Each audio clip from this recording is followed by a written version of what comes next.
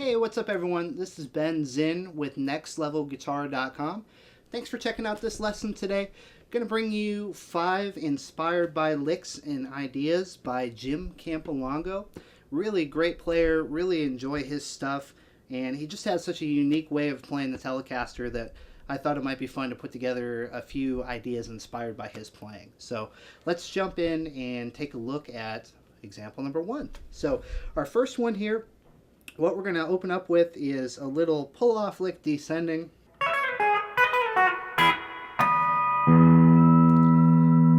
With a little of that stuff at the end here. So let's break this down piece by piece. The basic idea here is I'm going to do a hammer-on and pull-off at the 9th fret and 12th fret. And then slide back to the 7th fret. Kind of in a quick succession like that.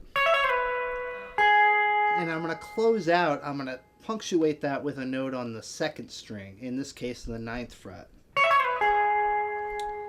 And I'm going to take that same idea and just apply it to some different notes here for the next section here. We're going to start out on the 7th fret, hammer on to the 11th, and then slide back to the 5th here.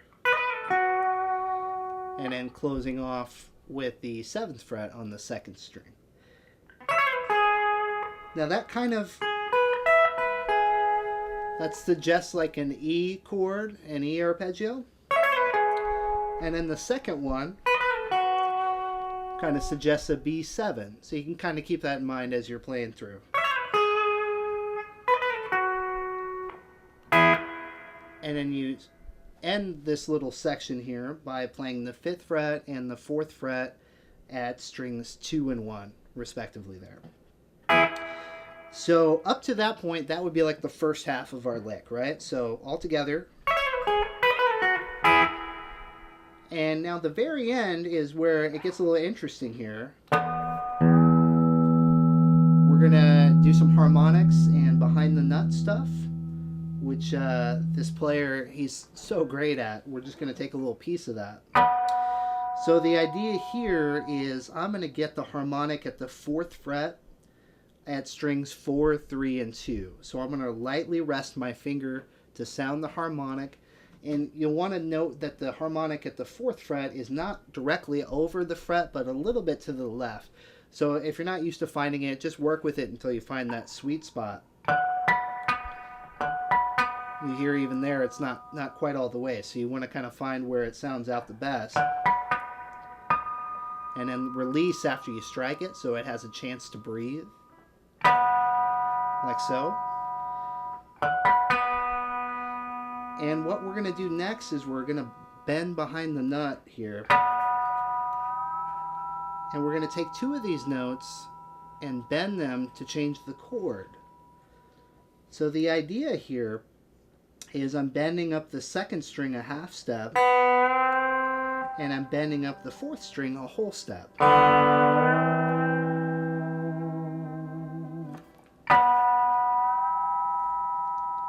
And so you get a nice little pedal steel effect that way.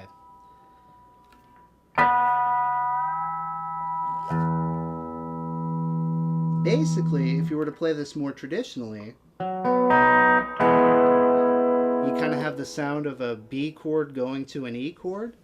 It's exactly what we're doing here. We're just executing it a different way. And then you can cap it off with the 6th-string open. Kind of puts a nice close on it. And if you want to hit some extra harmonics, that's always welcome in this world here.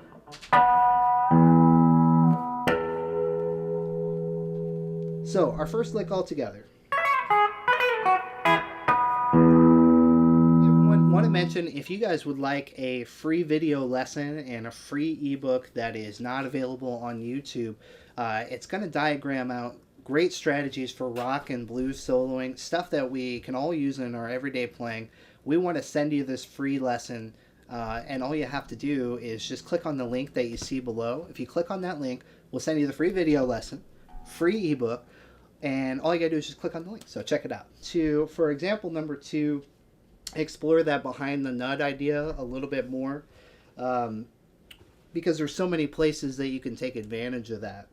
In the last example, we did the 4th fret, so it was like a B chord, and then when we bent it, it bent up to an E.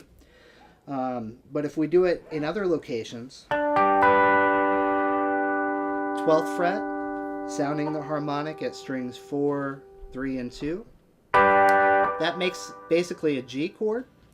And so if I sound those 3, and I bend those 2 notes up, it's like a G going to a C chord. So that's kind of a nice thing we can do too.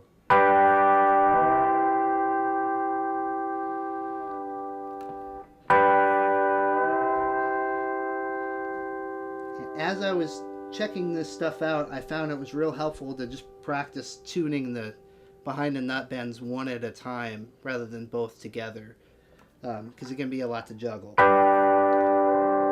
So there's getting that one up just a half step on the 2nd string. We'll strike this again. And then there's that one getting up a whole step on the 4th string. And you put them together, and you get both of them from G to a C there. And so, as I mentioned, you can use that technique depending on what harmonic you hit. You can get all kinds of different chords. So it really opens up a whole new mode of expression on any guitar, specifically with the Telecaster. They're so well built for doing the behind the nut stuff. So for example, you can do the 7th fret. When you just strike them like that, that's like a D chord. And so when you bend it, it's like a D going to a G. It has a nice sound. When you do it at the 5th fret, it's also a G chord, just like the 12th fret. Those are the same notes, just in a different octave. But it gives you a higher sound. So that's nice too. And then, of course, from our first example, we have the B chord going up to an E chord. So all kinds of fun stuff. There's a whole other world of stuff to be explored there with sounding the harmonics and bending behind the nut. You can also start with your volume down. This is kind of fun. Strike the harmonic, and then bring the volume in as you bend it. So that's even more in that pedal steel sort of realm.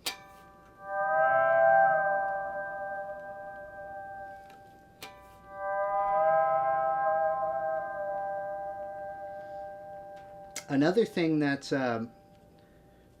he likes to do is get vibrato by bending his actual guitar neck. And I thought that was a pretty kind of cool way to approach vibrato instead of always just bending the notes with your fingers. And it's very tasteful at it, very controlled. So it's something that you can definitely start checking out. An idea that we could do with this is to maybe combine some of the behind the nut stuff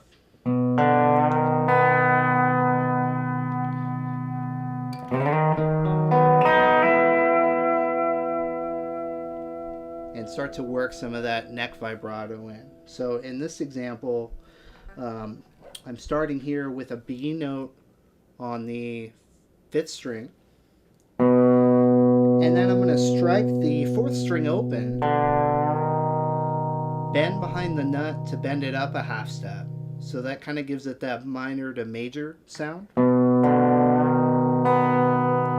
And then I'm going to hit string 2 open. So that gives me a really funky looking, but, you know, traditional sounding B chord. It just gives you another way to, instead of playing this, you can play a B chord like that. And then coming back to the neck vibrato idea, after you sound all those notes, this kind of controlled shaking of the neck to get that vibrato.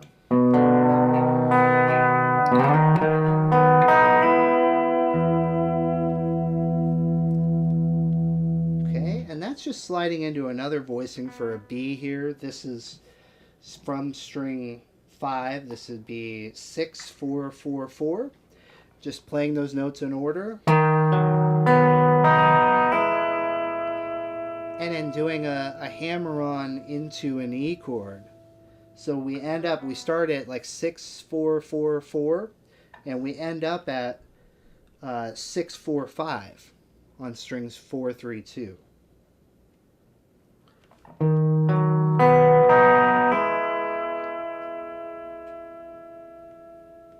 So piecing that example all together.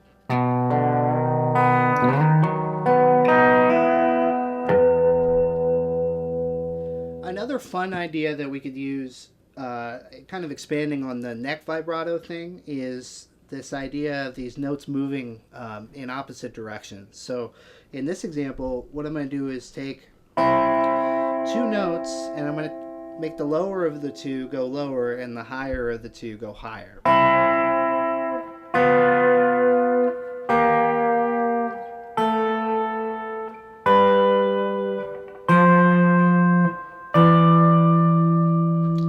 So something like that. That's kind of a fun idea to explore with melody. And so the basic idea is you have two notes, and if you just kept them to a scale, even like a C scale, this is a C note and this is an E note. Well, the E note's going to move up to an F, and the C note's going to move down to a B. And so you just have a scale moving in two directions, and you just kind of add that neck vibrato in, and you know, it instantly kind of puts a vibe on it. You can build from there. So that's C and E together, 5th fret and 5th fret, strings 3 and 2. And this is 4th fret and 6th fret. Then this time we can go right there. That's the 7th fret of the 4th string and the 8th fret of the 2nd string. And then here we're going to go 5th fret of the 4th string, 5th fret of the 1st string. One note's going up, one note's going down. Then we have the 8th fret of the 5th string and the 7th fret of the 1st string. And this note's going to go down 1 to the 7th fret. This note's going to go up 1 to the 8th fret. 10th fret, strings 1 and 6.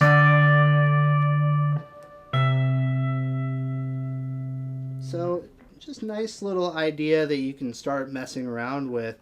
And once again, because it's got that vibrato on it, I think it kind of, you know, has a little bit of that spookiness. So it's kind of a nice little element that you can add there.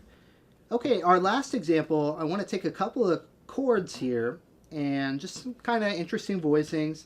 And again, we can just kind of pick out some notes in between and put a little vibe on it and see what we come up with. So our first voicing here is going to be the 4th fret of string 6, nothing on string 5, but then starting from string 4, we're going to go 4th fret, 3rd fret, open, and then 2nd fret. So if you play all those together, get that neck vibrato going, we kind of have something to work with there. And now our second chord, what we're going to do here is we're going to leave two of these notes the same, but I'm just going to grab the 2nd fret of string 5, and I'm going to play open, 2nd fret, 4th, 3rd, open, and open. And now I can just start maybe trying to find some combinations of notes to pluck within each of those spots. And it's a nice way to get you going.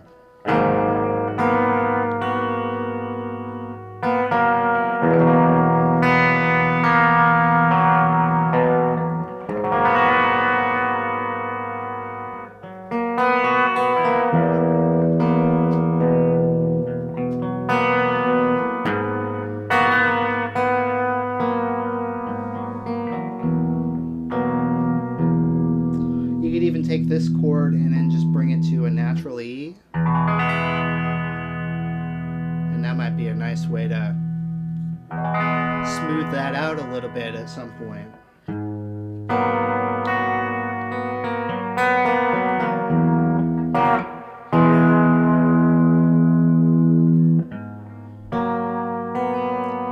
Leaving lots of space to let these notes breathe out. I think that's kind of a signature thing here.